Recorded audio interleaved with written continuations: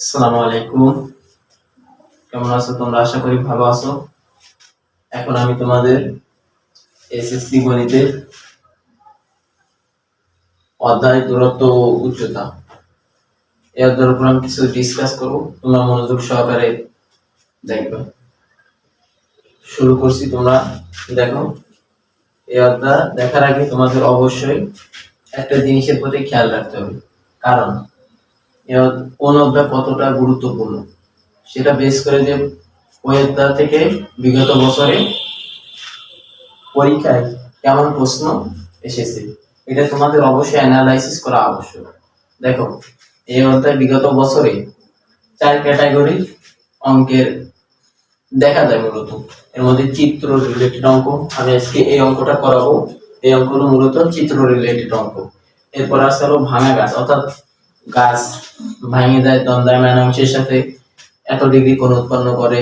এরপর এই বাহুর দৈর্ঘ্য নির্ণয় করো। এটা মূলত হলো ভাঙা গাছের অঙ্ক।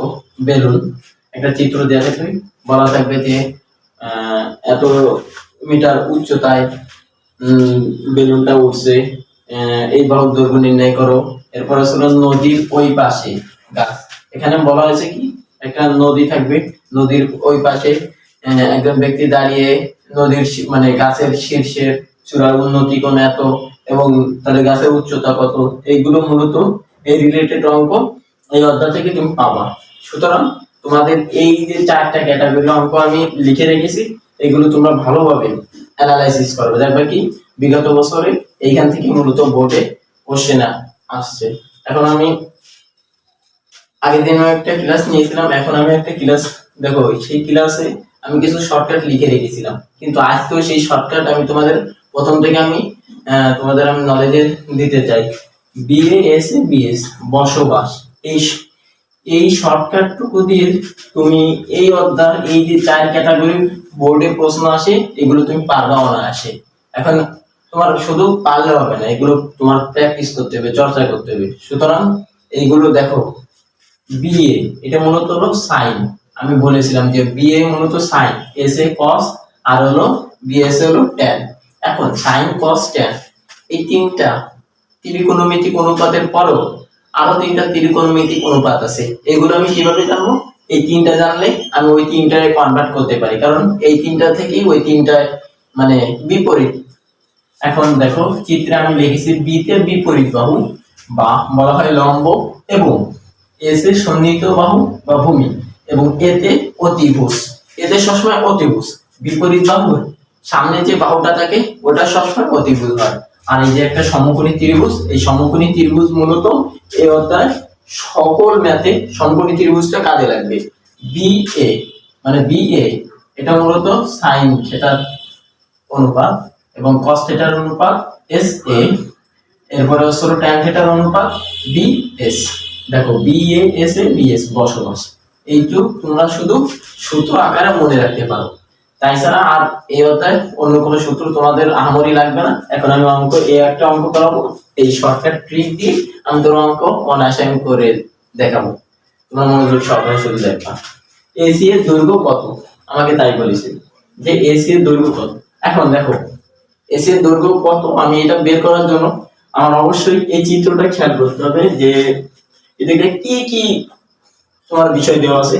দেখো এটাকে দেওয়া আছে বিএসজি কোণ 60 ডিগ্রি, কিন্তু এই অঙ্ক করার জন্য আমাদের কি লাগবে জানো? এই অঙ্ক করার জন্য অবশ্যই এই যে একটা সমকোণী ত্রিভুজ আমি আঁকি।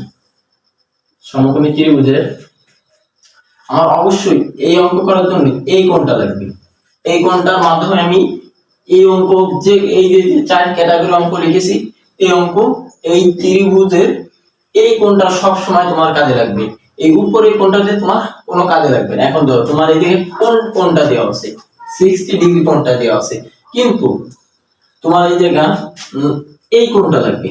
এখন এই কোণটা তোমার বের করার জন্য তোমার অবশ্যই ত্রিভুজের কিছু কোণীয় মানে রিলেটেড সম্পর্কে তোমার জানা দরকার। এই কোণ আর এই কোণ, একটা ত্রিভুজের যদি আমি একটা কোণ আঁকি, এই কোণ আর এই কোণ পরস্পরে একান্তর কোণ বলা হয়। এই কোণ যদি 60 ডিগ্রি হয় তাহলে এই কোণ হবে 60 ডিগ্রি, একান্তর কোণ। এখন দেখো আরেকটা কোণ আমি দেখাই, মনে করো এই কোণ। তাহলে এই কোণ কত ডিগ্রি হবে? এই কোণ এবং এই কোণ পরস্পর অনুরূপ কোণ, তাহলে এই কোণ যদি 60 হয় এই কোণও 60। তাহলে দেখো একান্তর কোণ, অনুরূপ কোণ, এইগুলো কোণ এই অধ্যায়ে তোমার লাগছে, সুতরাং তুমি ওইগুলো সম্পর্কেও আগে জেনে আসবা। এখন একান্তর কোণ দেখো BAG যদি 60 ডিগ্রি হয় তাহলে আমার এই জায়গায় লাগবে হলো ABC কত ডিগ্রি এই কোণ, তাহলে এই যে 60 হলো এটা 60। এখন আমার কি বের করতে বলেছে? AC এর মান। এখন দেখো AC এর মান আমার দেওয়া আছে, কি দেওয়া আছে? বললাম BC এর মান। আর কিসের মান বের করতে বলেছে? AC এর মান বের করতে বলেছে। এখন BC আর AC এর সাথে সম্পর্ক কি? তোমার সেই শর্টকাট বা ট্রিক ওটা তুমি অ্যাপ্লাই করবা। দেখো tan থিটা BS, B তে বিপরীত বাহু, এই যে সেই বিপরীত বাহু, মূলত লম্ব অথবা বিপরীত বাহু একই, সুতরাং এই যে বিপরীত বাহু, এবং S এর সন্নিহিত বাহু বা ভূমি। এখন আমি tan থিটা এই দিকে অ্যাপ্লাই করলে আমি ক দাগের উত্তর আমি অনায়াসে বের করতে পারবো। এখন দেখো আমি AC এর দৈর্ঘ্য কিভাবে বের করব সেটা দেখো। AC এর দৈর্ঘ্য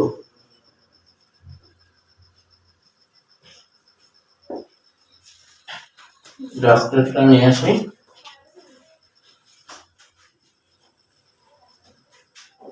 AC এর দৈর্ঘ্য, এখন AC এর দৈর্ঘ্য তোমরা আগে কিছু বাংলা লিখবা, বর্ণনামূলক আকারে বাংলা লিখবা, যাতে বাংলা লেখার পরে ওই জিনিসপাতি তোমাদের ভুল হওয়ার সম্ভাবনা কম থাকে, এই কারণে তোমরা আগে বাংলা লিখে রাখবা। AC এর দৈর্ঘ্য, আমি বাংলা লিখছি না, তোমরা লিখবা। AC এর দৈর্ঘ্য, তাহলে AC এর দৈর্ঘ্য হবে tan থিটা অ্যাপ্লাই করি, tan theta equal AC by BC। এখন মান বসাই দিলে অঙ্ক অনায়াসে কদাক হয়ে যাবে।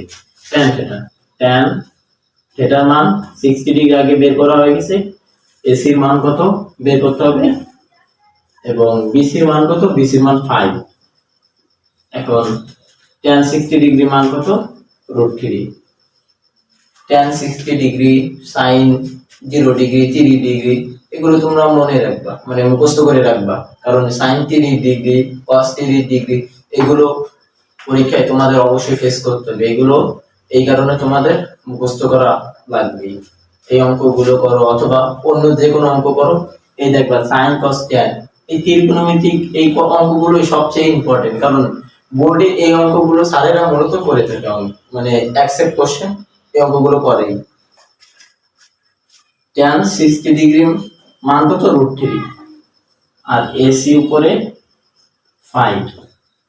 এখন দেখো AC এর মান বের করব, আর গুণ করো, নিচে 1 আছে, AC এর সাথে 1 এর গুণ করলে AC ইকুয়াল সেটা এটা 5√3 आंसर। দেখো অঙ্কটা করার জন্য তোমার অবশ্যই 30 মিনিট সময় লাগবে, হয়তোবা এই অঙ্কগুলো ক দাগে আসবে অথবা এমসিকিউ তে আসবে, তুমি 30 মিনিটেরও কম সময়ের মধ্যে এই অঙ্কগুলো করতে পারবে। দেখবা আর শুধু বলে দিবা অথবা করবা, তোমার আর প্যারা খাওয়া লাগবে না। তাহলে ক দাগের উত্তর হলো 5√3। AC এর দৈর্ঘ্য আমি লিখে রাখি পরবর্তীতে অঙ্ক করার জন্য, এই AC এর মান আমার লাগবে। AC equal 5√3। তাহলে আমি মুছে দিই ক দাগ। এডি বাহুর দৈর্ঘ্য কত? এখন এডি বাহুর দৈর্ঘ্য নির্ণয় করতে হবে। এডি বাহুর দৈর্ঘ্য নির্ণয় করার জন্য আমি কি বলেছি? আগে ত্রিভুজের দিকে তাকাতে হবে, আমার কি কি মান দেওয়া আছে, এই মানের উপর বেস করে আমি অঙ্কগুলো আমি নির্ণয় করব।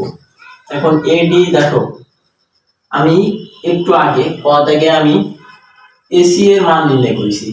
এসি এর মান কত ছিল? 5√3। এডির মান নির্ণয় করব। এখন এডির মান নির্ণয় করার জন্য আমার এই কোণটা দরকার, কিন্তু এই কোণ আমি জানি না, কিন্তু আমি সবসময় বলে আসতেছি যে ত্রিভুজের কোণ রিলেটেড, একান্তর কোণ, অনুরূপ কোণ, এগুলো তোমাদের অবশ্যই জানা থাকা দরকার। এখন দেখো তোমরা এই যে কোণ আর এই কোণটা তোমরা সব কোণের দিকে তাকাবা, কারণ সব কোণের সাথে সব কোণ একটা রিলেটেড, কারণ আমরা জানি একান্তর কোণ, অনুরূপ কোণ, তারপরে বিপ্রতীপ কোণ। এখন দেখো এইটা হলো মূলত বিপ্রতীপ কোণ। কিভাবে? এই কোণ আর এই কোণ পরস্পর বিপ্রতীপ, আর বিপ্রতীপ কোণ পরস্পর সমান হয়, তাহলে এই কোণ যদি 60 ডিগ্রি হয় তাহলে এই কোণও 60 ডিগ্রি। এখন এই কোণও 60 ডিগ্রি। এখন দেখুন এই কোণ আর এই কোণ পরস্পর অনুরূপ কোণ, তাহলে অনুরূপ কোণ সমান হয়, তাহলে এই কোণ 60 ডিগ্রি হলে এই কোণ 60 ডিগ্রি, এখন এই কোণ 60 ডিগ্রি হলে এই কোণের সাথে আবার এই কোণের সম্পর্ক হলো একান্তর কোণ। তাহলে এই কোণ যদি 60 ডিগ্রি হয় তাহলে এই কোণও 60 ডিগ্রি, তাহলে এই কোণ কত ডিগ্রি? 60। দেখো আমি ত্রিভুজের এই কোণ রিলেটেড একান্তর কোণ, অনুরূপ কোণ, বিপরীত কোণ, এই কোণ সম্পর্ক ব্যবহার করে আমি এই কোণের পরিমাণ আমি বের করলাম। তাহলে আমার আর প্যারা খাওয়া লাগলো না। এগুলো মূলত তোমরা কোণ সম্পর্কে যদি বেশি ধারণা রাখো তাহলে এগুলো অনায়াসে দেখে বলে দিতে পারবে যে এই কোণটা 60 ডিগ্রি। এখন এই অঙ্ক আমি এডি এর দৈর্ঘ্য আমি নির্ণয় করব, তোমরা দেখো খ দাগের উত্তর। তাহলে আমার কি কি মান দেওয়া আছে, তাহলে এডি এর দৈর্ঘ্য নির্ণয় করব। এডি এর দৈর্ঘ্য নির্ণয় করার জন্য আমার কার কার সম্পর্ক, আমার কি কি জিনিসপাতি দেওয়া আছে তার উপর বেস করে আমি এডি এর মান নির্ণয় করব। দেখো এসি এর মান দেওয়া আছে, কিন্তু আমার এডি এর মান নির্ণয় করতে হবে। এসির সাথে এডি এর সম্পর্ক কি? সাইন, কারণ এডি হলো বিপরীত বাহু, এতে অতিভুজ। তাহলে বিএ এই যে সেই বসবাস, সেই ত্রিজ্যার মাধ্যমে আমি করলাম এই অঙ্কটা আমি করতে পারছি। দেখো এডি, তাহলে মানে এডি মানে AC divided by AD equal কত? Sine theta. তাহলে আমি লিখি sine theta equal AC divided by AD. তোমরা অবশ্যই বর্ণনা লিখবা, কারণ এইগুলো লিখলে তোমরা অবশ্যই মার্ক পাবা। শুধু এইগুলো লিখলে 3 এর মধ্যে হয়তো বা স্যার তোমাদের 2 অথবা 1 দিবে, কিন্তু তোমরা যদি বর্ণনা লেখো ফুল মার্ক পাবা ইনশাআল্লাহ, যদি অঙ্কটা সঠিক হয়। তাহলে sin থিটা, এবার থিটা মান বসাই দিই, সেটা মানে থিটা 60 ডিগ্রি বসাই, sin 60 ডিগ্রি। এর মান কত? 5√3। এরপর হলো তোমার হলো এডির মান, এডির মান আমার নির্ণয় করতে হবে। sin 60 ডিগ্রি মান √3/2, 5√3। এটা তুমি আর গুণ করে দাও, তাহলে আর গুণ করলে এটা কি থেকে? এডি। 5√3 গুণ 2,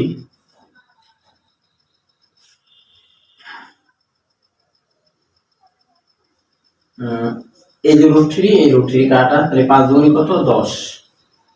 এডির মান পাইছি 10। তাহলে এডির মান কত পাইছি? 10 পাইছি। এডি বাহু 10। তাহলে আমি এই জায়গায় লিখি এডি ইকুয়াল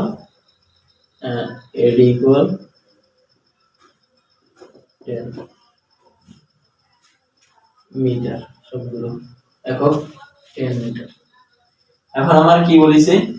এডি বাহুকে 10 ধরে কোণ এডিসি এর পরিমাণ কত? এখন ধরো এই অঙ্কটাই, কিন্তু এই অঙ্কটা কি করেছি, এই অঙ্কটা এখন উল্টো ভাবে আসতে পারে। বাহুর দৈর্ঘ্য দিয়ে আছে, এই কোণটা তোমাকে নির্ণয় করতে বলো। এখন এই কোণটা কিভাবে তুমি নির্ণয় করবা? এখন আমি সেইভাবে এই একই প্রসেস, একই ট্রিক এর মাধ্যমে তুমি এই কোণের পরিমাণ নির্ণয় করতে পারবা। একটা আরেকটা উল্টা প্রক্রিয়া। দেখো কিভাবে করি। এখন কি কি মান দেওয়া আছে আর কি কি মান দেওয়া নাই, আমি বললাম গ দাগের আনসার করতেছি। এই জায়গায় তোমার এসি দৈর্ঘ্য দেওয়া থাকবে মনে করো পরীক্ষায়, এবং এডি দৈর্ঘ্য দেওয়া আছে মনে করো 10। তাহলে এডি দৈর্ঘ্য দেওয়া আছে, এসি দৈর্ঘ্য দেওয়া আছে, আমি এটা পুরোপুরি মুছে দিই। sin থিটা, এসি দৈর্ঘ্য দেওয়া আছে কত? 5√3। এডি দৈর্ঘ্য দেওয়া আছে কি কত? 10। এখন দেখো sin থিটা কাটাকাটি করো, তাহলে উপরে থেকে √3 আর নিচে মানে থেকে 2। এখন দেখো √3/2, এটা sin 60 ডিগ্রি মান। এদিকে রাখো, sin 60 ডিগ্রি আগে তো না, এদিকে থিটা হবে sin 60 ডিগ্রি, অতএব থিটা ইকুয়াল 60 ডিগ্রি। দেখো এই অঙ্কটাও সেই একই প্রসেস, সেই একই শর্টকাট এর মাধ্যমে আমি করলাম এই অঙ্কের বিপরীত ভাবে যে অঙ্কটা আসতে পারে সেটা আমি অনায়াসে আনসার করে ফেললাম।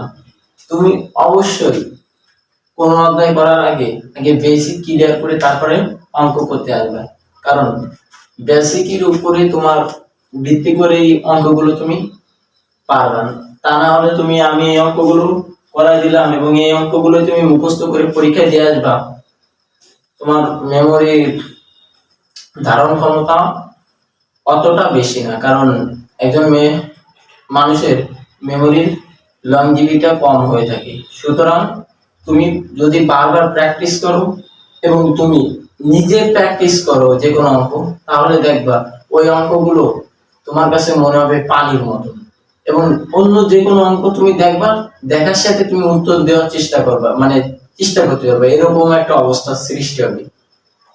এটাই বাস্তবতা যে অঙ্ক যদি কেউ ভালোভাবে প্র্যাকটিস করে এবং রেগুলার প্র্যাকটিস করে, তার কাছে অনেক সহজ হবে। আমিও যদি প্র্যাকটিস করি তাহলে আমার কাছেও সহজ হবে। আজকে এই পর্যন্ত আমি অঙ্ক দেখালাম।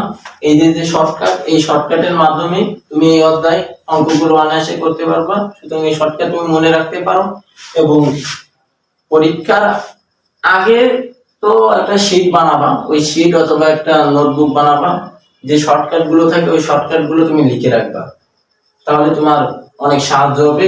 এর পরবর্তীতে